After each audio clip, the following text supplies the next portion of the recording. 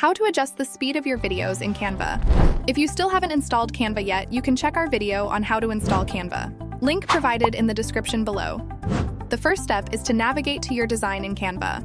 Make sure you have the design open that contains the video you want to adjust the speed for. Next, locate the page thumbnail within your design that contains the video you wish to manipulate. Click on it to select it.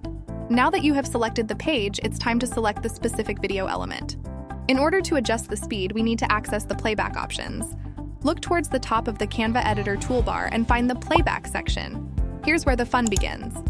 Canva offers a convenient video speed slider that allows you to easily adjust the speed of your video. Slide it to the left for slower speeds or to the right for faster speeds.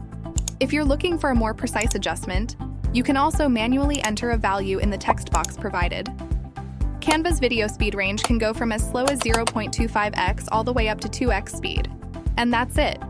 But before we end, we'd like to ask you, our valued viewers, if you have any suggestions or ideas for future videos, please feel free to leave them in the comment section below.